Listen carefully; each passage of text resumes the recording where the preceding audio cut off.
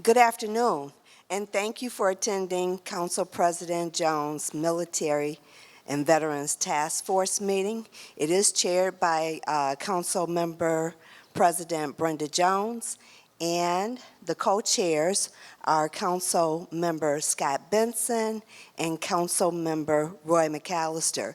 Unfortunately, at this time, they are still in formal session, but we're going to move forward with the meeting. We thank you all for coming out. We do have a little light crowd today, but we understand because of possibly the weather conditions, but we're going to move forward with what we have. We had a great parade earlier, and we'll talk about that. We're going to open with the Pledge Allegiance, so if you will please stand. I pledge allegiance to the flag of the United States of America and to the republic for which it stands, one nation, under God, indivisible, with liberty and justice for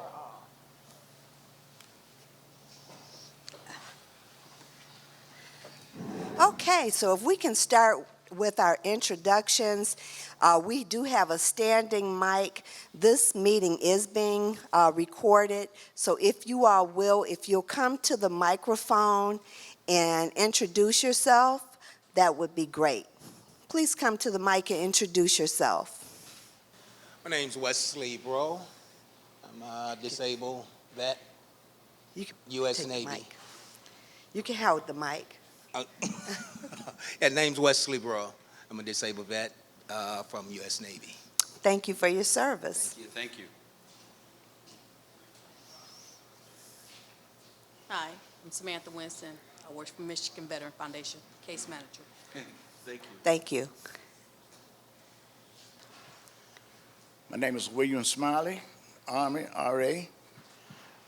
Reside in Northwest Detroit. Wonderful, thank you. I'm Roosevelt Watt, U.S. Army, 82nd Airborne Division. Great, thank you. James Warnick, American Red Cross, Service for the Armed Forces, Vietnam veteran of the United States Air Force. Thank you. Great, thank you. And Paul?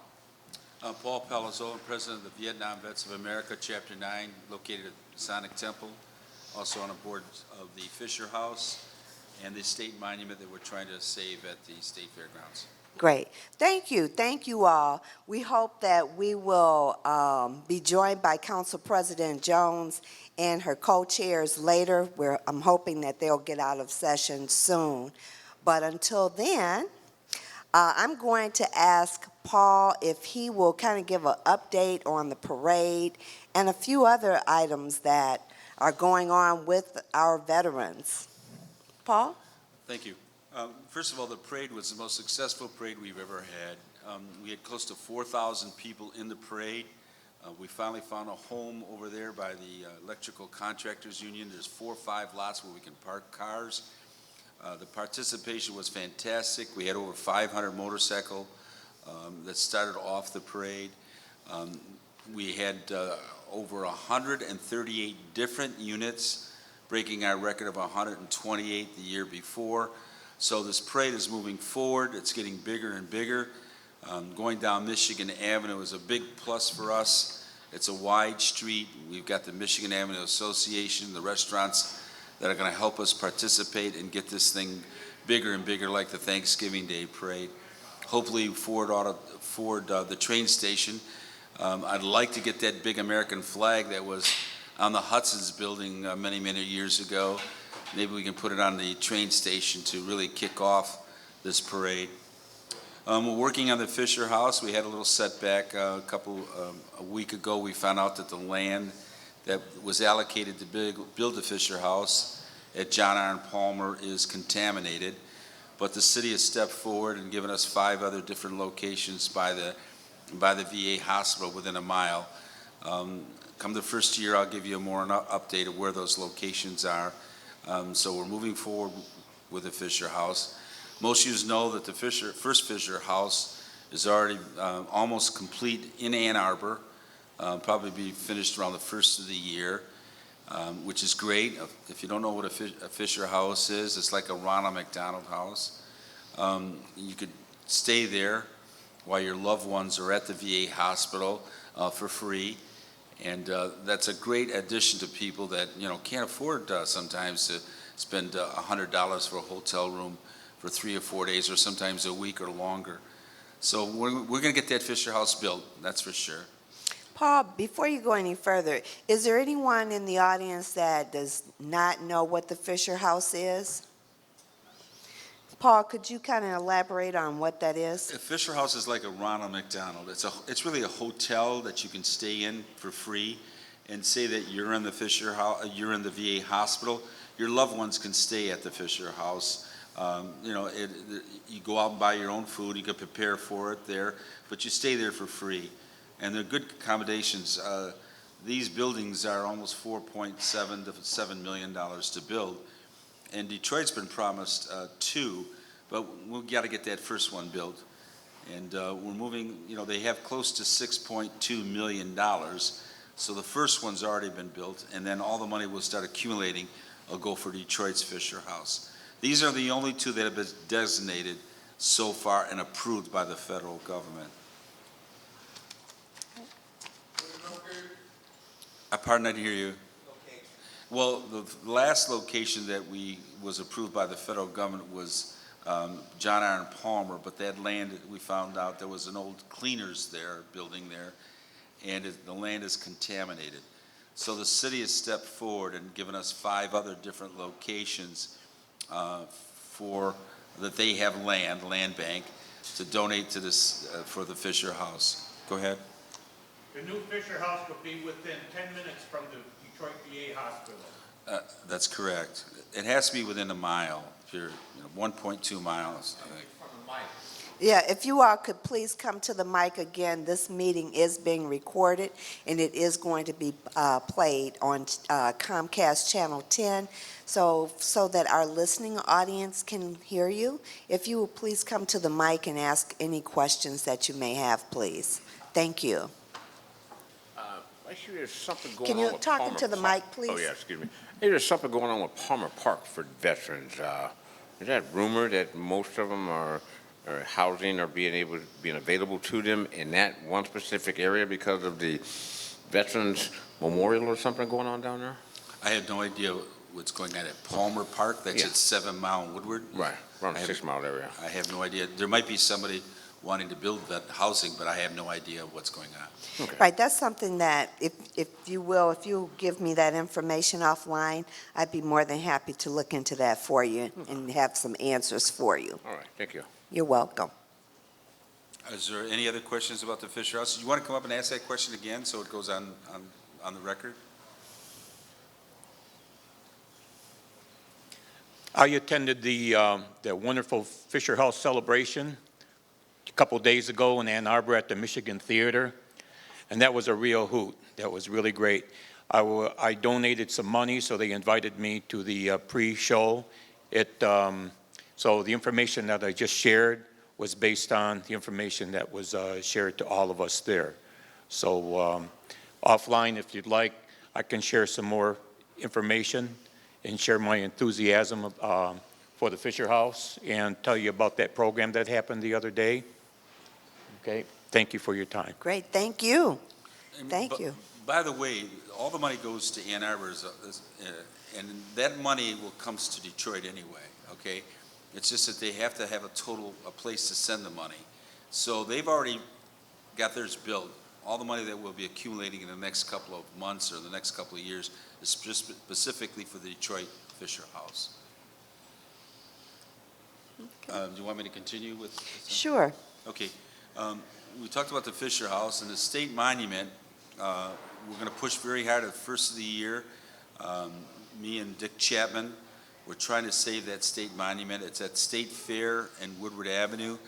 I was working with Senator Colwell. There's some little problems there that I feel that the money was allocated of $240,000 was to save it. He tells me they've taken all of the plaques off of it. and all it is just a bare wall up there. And those plaques have been sent to Fort Wayne, and so we have to raise $400,000 to have it put back up at Milliken State Park on the riverfront. So I met this morning with a grant writer. I have to meet with our group to see if we can't use that grant writer to raise the $400,000. We do have funds set aside for that. I don't know what the total amount is. I know I've raised about $5,000, and our chapter is committed to that pylon. We're probably, I don't want to quote me, but I don't know the exact figure, but it's well over $10,000. I can assure you that. Go ahead. Are they going to take apart the pylon that the plaques were put on and put the plaques, when they relocate it? Or are they going to build a new monument? It has to be a new monument. Our architect, Charlie Mers, has gone over there, and the new footings have to be put on the riverfront, so it has to be a new, what it'll be is a wall that goes up about 50 feet, and then the plaques will be mounted on. Yeah, right there next to the Community Arts Auditorium. That's where it was, right? Yes, that's where Right. the old one is. Yeah. Okay, the new one will be put on the riverfront at Milliken State Park. Do you know if they're going to make it aesthetically as close in Yes. appearance as the previous one? We're going to try to. We have, and it's going to be a flame there too. I don't have the drawings with me, but the next meeting in December. Would you please I'll share bring with the us? drawings. Okay. Thank you. I've spent some of my own money on the new drawings by Charlie Mers. We have to raise the $400,000, which I think is a little bit over cost, if you ask me, but that's something that we'll get into the first of the year, see what the real costs would be. The next thing we're talking about is that Council President Brenda Jones is having her holiday celebration. Chapter 9 has committed $500 in toys at Eastern Market that we'll be sending over there. And Scott Benson has a clothing drive for the kids. We're contributing to that. Our chapter is contributing to that. With scarves, coats, and anything that the children could wear, greatly appreciated. Scott's been very good. Matter of fact, this task force, Brenda Jones, I can't say enough, Councilman Brenda Jones is always showing up every time that we've asked her to do things for us. We have a good task force. I want to see this continue. There are some accomplishments we do succeed, and there's some failures. But the most important part, we keep moving forward and not let the failures oversee the accomplishments that we do.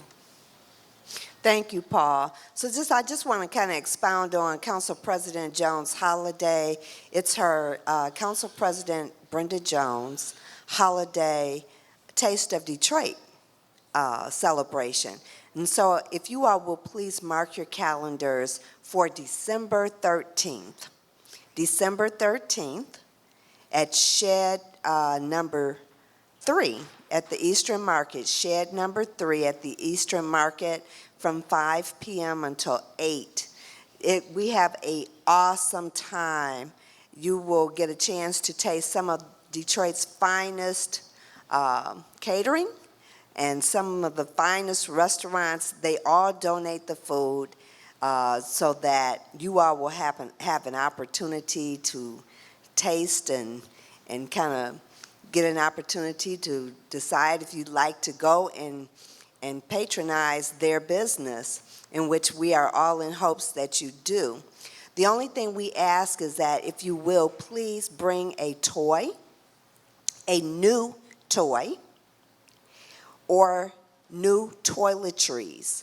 We give the toys out the very next day. We have a toy giveaway, and we give them to families that are in need, as well as the toiletries. We give our toiletries to a lot of our seniors, as well as families that have large families, and we make sure that they have toiletries for kids and even adults, because we live in a day and time and Council President has always been one to really give back to the community, and we try to make sure that we cover everyone from the babies to our seniors, to our veterans, to everyone, because you just never know. You cannot judge a book by its cover, and you never know when someone is in need, and so we keep that in mind. So the toy giveaway, we will have more information on that toy giveaway. In regards to the holiday celebration, it is open to all Detroiters. We do ask, if you will, to RSVP. We do have a telephone number that you can call starting next week to RSVP, and that is 313-224-1253. If you can just call and RSVP, we greatly appreciate it. Paul, we just want to say thank you in advance. You have always supported our events, and we say thank you. Those toys, you know, it's a wonderful feeling to be able to give to those families in need, to see those children's eyes just light up with excitement. It's a very good feeling, and so we thank you and many others that help us to make that possible. Thank you so very much. So we'll move on. Do you have any other updates by chance? There's one, but I don't want to discuss that. That's about the Broadhead Army. We'll discuss that at a later date. Okay, that'll be good. That'll be good. So as you all know, this is our last meeting of 2019. We will be coming back in January with our Military and Veterans Task Force meeting. The locations will be forthcoming. If you have any locations that you would like for us to consider hosting the meeting at, please let us know. I just really want to take an opportunity right now to thank Tyrone Chapman. I understand that he was not able to be here at this meeting, but he has allowed us to host this meeting for several months here in this wonderful facility for veterans, the Military Veterans Foundation, right here on Grand River. And I just want to say again, thank you to him, and thank you to all of his staff. You all have been so gracious and so helpful. Anything that we've actually needed, you have definitely been there for us, and we just want to say thank you. Thank you so much again. And so, I really don't have any other upcoming news for the veterans at this time, with the exception that we are always here for you. If at any time Council President can do anything for you, please do not hesitate to call our office. Our telephone number is 313-224-1245. Again, 313-224-1245. I want to thank our media staff for always being here, always making sure that we are on camera, that they are showing it on Comcast. We thank you all so very much. I thank you on behalf of Council President Brenda Jones, on behalf of Council Member McAllister, and Council Member Benson. So at this time, I'd just like to say thank you so much for coming out. You all have a wonderful, safe, and prosperous holiday. My blessings are with you. And before we close,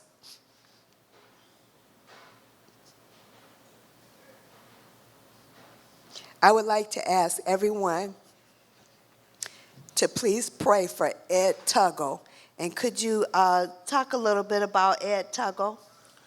Ed has helped us on so many occasions, doing things, the parade for one, helping feed the police officers. Chapter 9 feeds the police officers in Cass Park.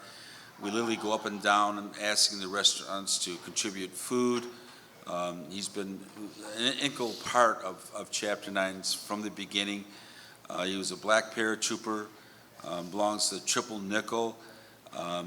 He called me several years ago and asked me where they can meet, and I says, come on and meet in our building. They now meet at the Masonic Temple, room 40M, room that we're in. So I could talk for hours about all the things. He originally worked for the Parking Authority and for the Wayne County for Veterans Affairs.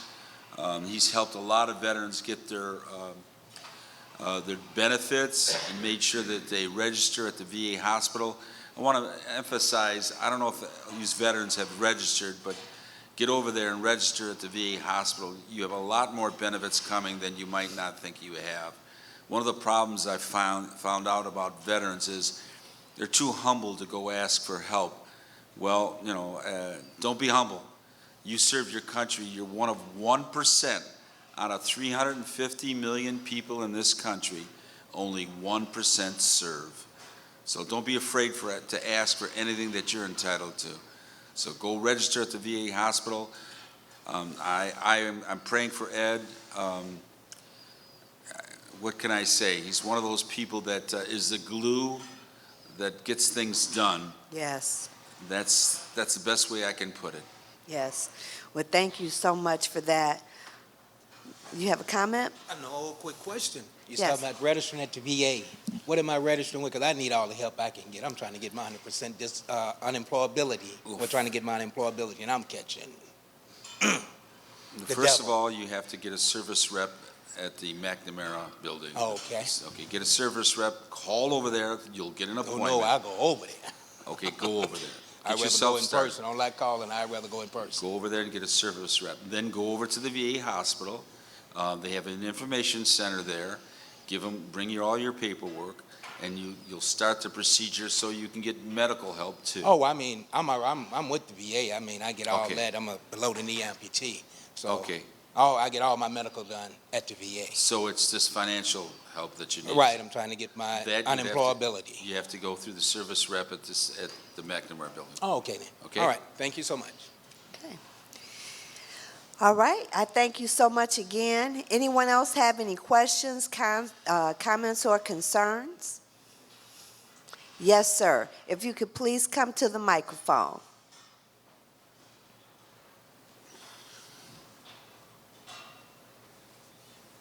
Yes, sir. Thank you very much. I would like to, I have been trying to get information upon veterans, seniors getting, for our taxes, homestead taxes. Yes. I had gathered information from the radio, and I called the number which was given. But when I talked with a young lady down there, she's very helpful. But in order for a senior and a veteran, you have to be 100%. I'm not quite 100%.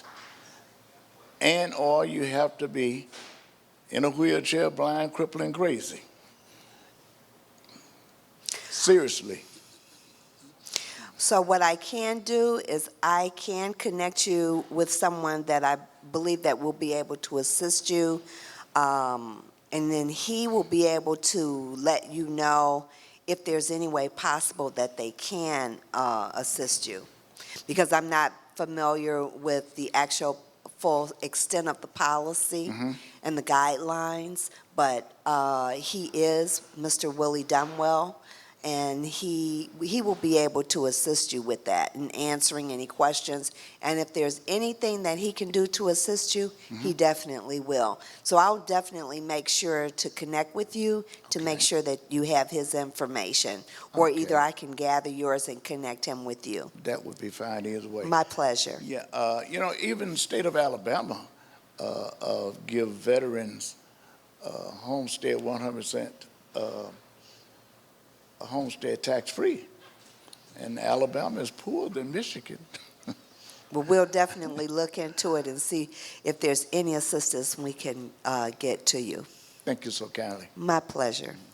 Is there anyone else that has any questions? Hi, please talk into the microphone, please. Yes, thank you. You can hold the mic. I've been trying to get an ID card, one that where you get the discounts from merchants and everything. And A city ID card? yes, City, just a veteran's ID card. And I applied about 30 years ago, and they said at that time that I was making too much money.